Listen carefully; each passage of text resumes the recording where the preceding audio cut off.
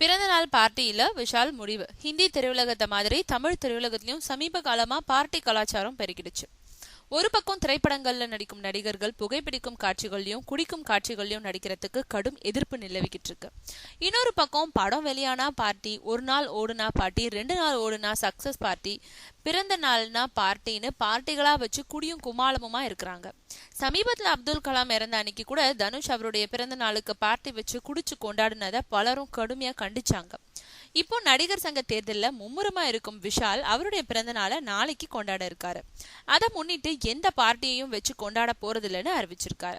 என்னுடைய நண்பர்கள் எல்லாருக்கும் எந்த பார்ட்டியும் இல்லைன்னு தெரிவிச்சிட்டேன். அதுக்காகும் செலவு தொகையை அப்படியே மிச்சப்படுத்தி படிக்க முடியாத மாணவ மாணவிகளுக்கு கல்வி உதவி தொகையா கொடுத்தோம், மற்ற சில சமூக உதவிகளை செய்யவும் முடிவெடுத்திருக்கேன்னு தெரிவிச்சிருக்காரு. நாளைக்கு காலை இலங்கை அகதிகளை சந்திச்சு அவங்களுக்கு தன்னாலான நல உதவிகளை செய்ய போறதாகவும் விஷால் அறிவிச்சிருக்காரு. நடிகர் சங்க தேர்தலில் வெற்றி பெற்று நலிஞ்ச கலைஞர்களுக்கு உதவி செய்யணும்ன்றதே என்னுடைய குறிக்கோள்னு அவர் தெரிவிச்சிருக்காரு.